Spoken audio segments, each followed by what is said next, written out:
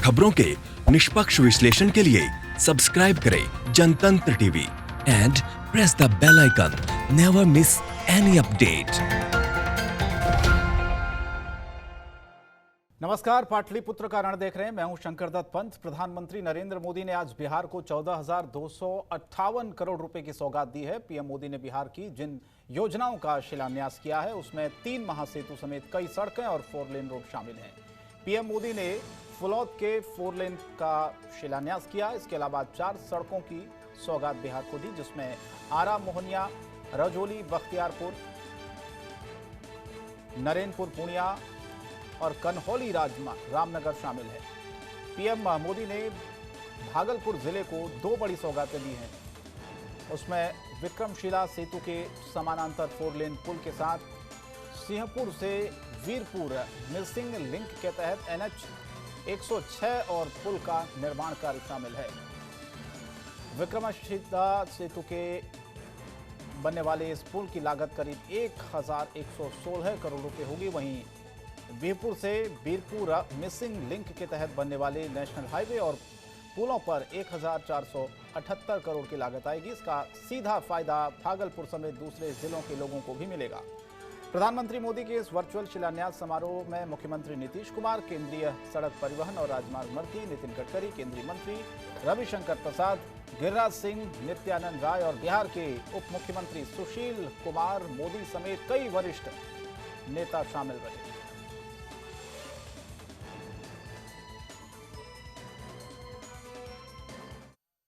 Connectivity को बढ़ाने वाली 9 परियोजनाओं का शिलान्यास किया गया है।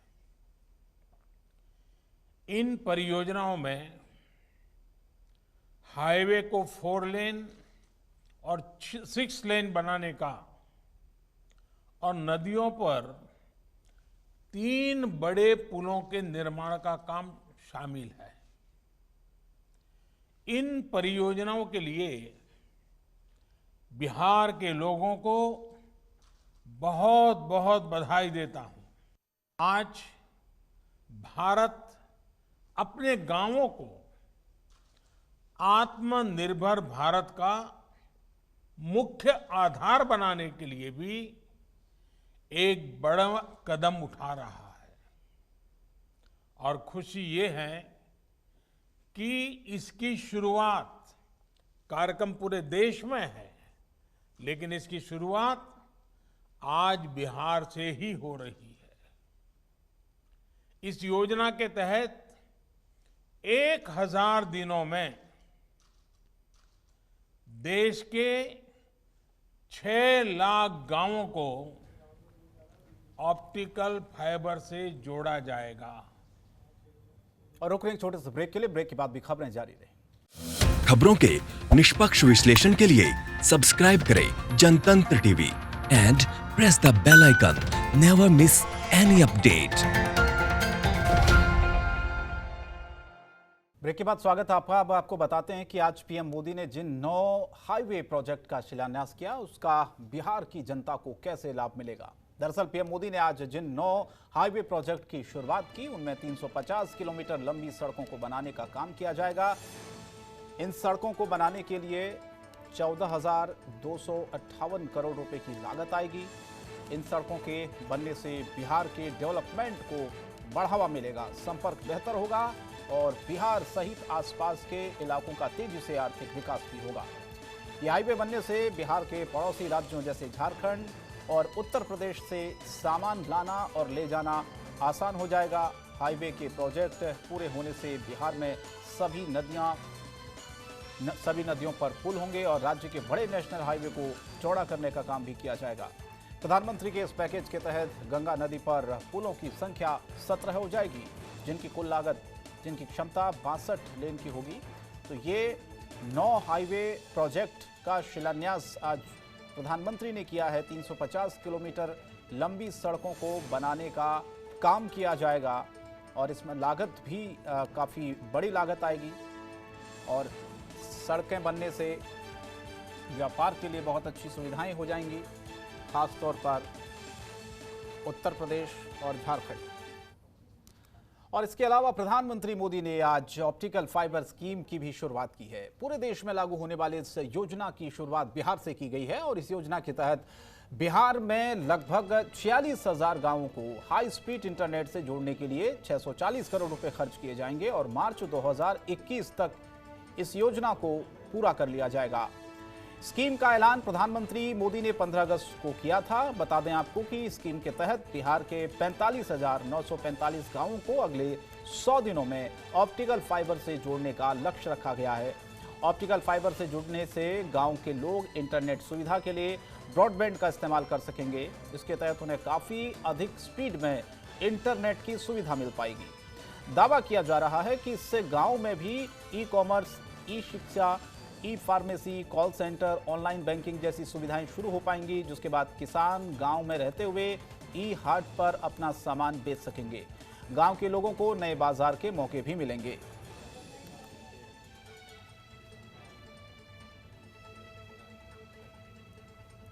श्रीकांत प्रत्युष, रीजनल एडिटर हमारे साथ जुड़ रहे हैं इस वक्त सीधे बिहार से फोन लाइन पर। श्रीकांत, प्रधानमंत्री मोदी ने आज बहुत सारी सौगातें दी हैं, उसमें एक ऑप्टिकल फाइबर स्कीम भी है और बताया गया कि इसका फ़ायदा किस तरह से आने वाले समय में किसानों को मिलेगा, वहाँ के स्थानीय लोगों को मिलेगा। तो चुनाव है, जाहिर तौर पर चुनाव से पहले ये तमाम जो घोषणाएं हैं बिहार की जनता के लिए की गई हैं। अभी बिहार में विधानसभा चुनाव है और उम्मीद है कि 24 तारीख को या 23 तारीख को चुनाव आचार संहिता भी लागू हो जाएगा। तो चुनाव की तैयारी में सारे लोग जुटे हुए हैं और बीजेपी यानी खासतौर पर पीएम मोदी लगातार योजनाओं का शिलान्यास और उद्घाटन कर रहे हैं। लगातार बिहार को चुनावी सौगात दे रहे हैं।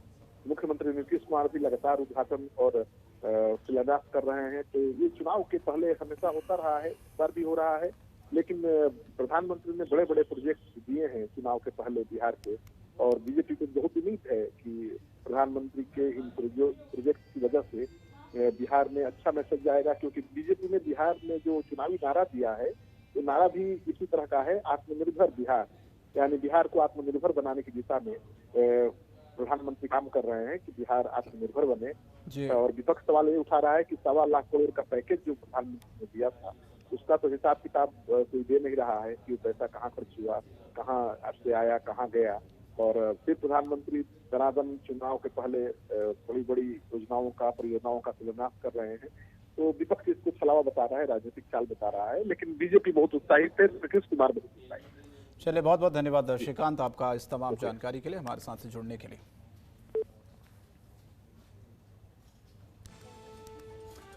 आगे बढ़ते हैं। बिहार में विधानसभा चुनाव बिल्कुल नजदीक है। इससे पहले धड़ाधड़ शिलान्यास, उद्घाटन किया जा रहा है। बिहार की जनता को हजारों करोड़ की परियोजनाओं की सौगात भी दी जा रही है। तो क्या इस बार इन्हीं सौगातों के जरिए सियासी बेड़ा पार लगाने की कोशिश हो रही है? क्या सोचती है विपक्षी पार्टियां, क्या कहता है सत्ता पक्ष और आम जनता की इस पर क्या राय है? रिपोर्ट देखिए हमारी।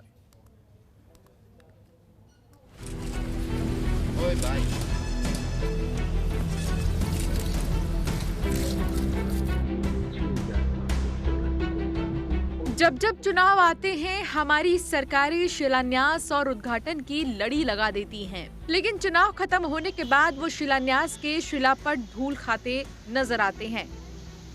ऐसा ही नजारा इस बार का भी है, जब बिहार विधानसभा चुनाव के पहले केंद्र सरकार और राज्य सरकार रोज शिलान्यास और उद्घाटन कर रहे हैं और इसी जल्दबाजी के चलते कई पुल उद्घाटन के पहले ही टूट जा रहे हैं।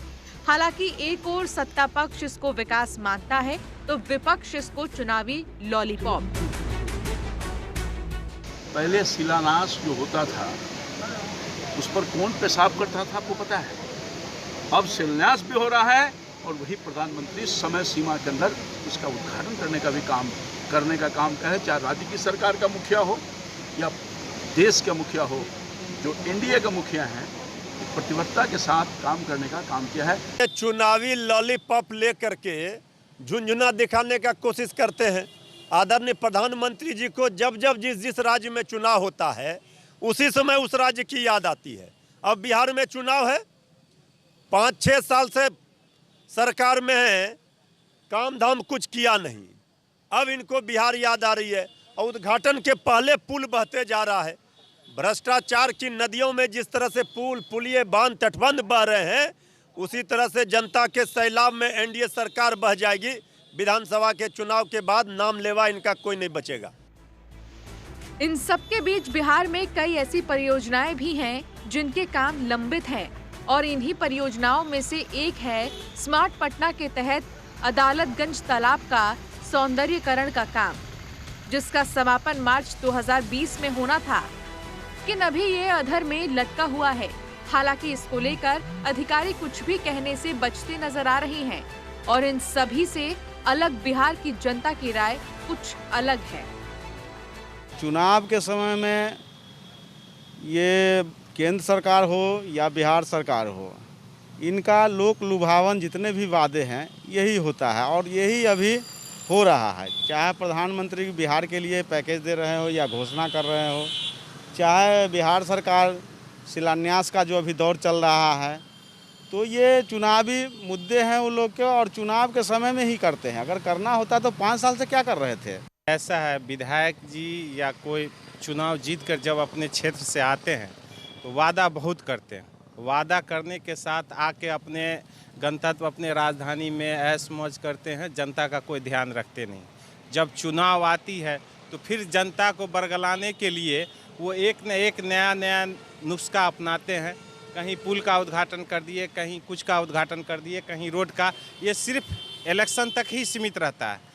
जीत के जाने के बाद वो मुद्दा वहीं पर फिर जहां शिलान्यास होता है वहीं पर समाप्त हो जाता है। जनता सब जानती है। चुनाव में नेताओं के वायदे तो जनता बखूबी याद रखती है, लेकिन हर बार की तरह नेता जनता को सपने दिखाकर अपना काम निकालने में लगे हुए हैं।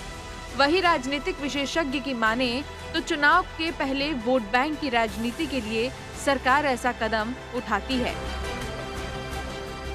जब आत्मनिर्भर भारत अभियान की घोषणा की निर्मला सीतारमण ने और उसके बाद कैबिनेट का डिसीजन हुआ कि अगले 2 साल तक कोई नया प्रोजेक्ट नहीं चलेगा, क्योंकि जो माली हालत है अर्थव्यवस्था की बहुत खराब है। और ये जो सेंट्रल स्टैटिस्टिकल ऑर्गेनाइजेशन का जो रिपोर्ट आया जिसमें 24% अर्थव्यवस्था की गिरावट दिखाई गई, उसके बाद मामला साफ हो गया कि केंद्र के कॉफर में पैसा नहीं है। हालांकि सोशल मीडिया के जमाने में जनता को बरगलाना राजनीतिक पार्टियों के लिए इतना आसान तो नहीं होगा। बहरहाल चुनाव परिणाम के बाद ये पता चल जाएगा कि जनता पर उद्घाटन और शिलान्यास का कितना असर हुआ है।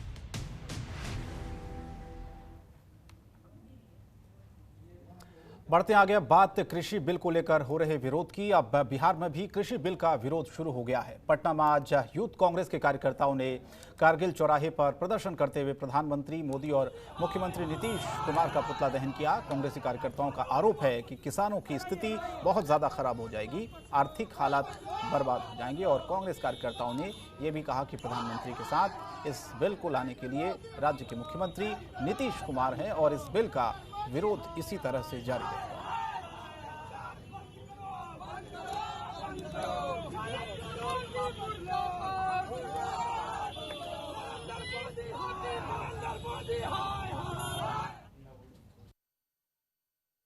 किसानों पर हमला किया गया है, उनके अधिकारों का हनन करने का प्रयास है।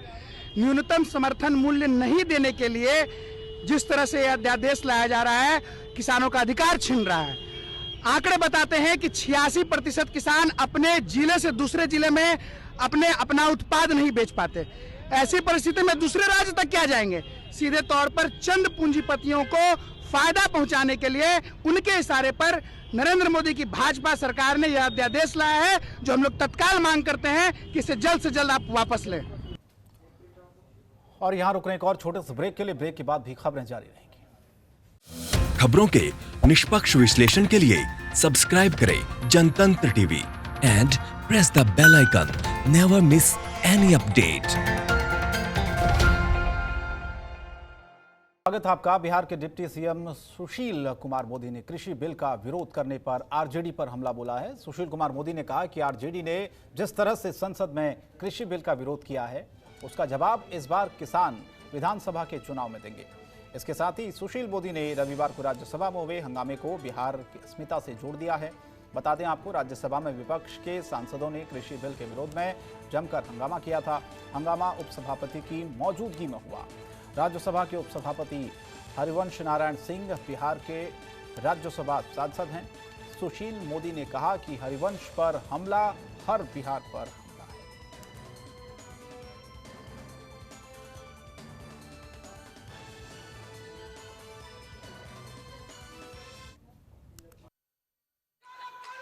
राज्यसभा के उपसभापति श्री हरिवंश जी का बिहार और देश में बहुत सम्मानपूर्ण उनका जीवन रहा है कि लेकिन कल राज्यसभा में उनके साथ जो अमर्यादित घटना हुई है उसने पूरे बिहार की अस्मिता को ठेस पहुंचाई है।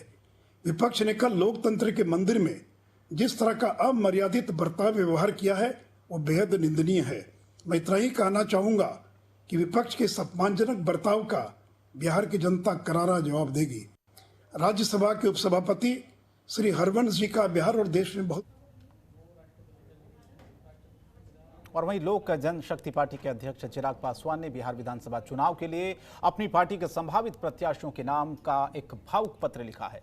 पत्र में चिराग पासवान ने फिलहाल बिहार नहीं आ पाने की अपनी विवशता की जानकारी दी है।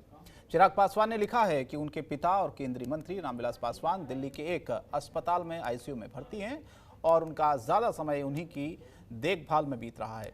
चिराग का कहना है कि उनके पिता ने उन्हें कई बार बिहार जाने की सलाह भी दी, लेकिन उनकी तबीयत को देखते हुए ऐसा कर पाना मुमकिन नहीं हो पा रहा है। बता दें आपको कि केंद्रीय मंत्री रामविलास पासवान 24 अगस्त से दिल्ली के एक अस्पताल में भर्ती हैं।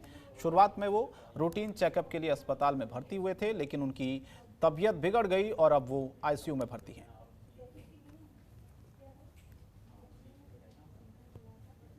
और फिलहाल इस बुलेटिन में इतना ही। जनतंत्र टीवी पर खबरें लगातार जारी रहेंगी। नमस्कार। खबरों के निष्पक्ष विश्लेषण के लिए सब्सक्राइब करें Jantantra TV and press the bell icon. Never miss any update.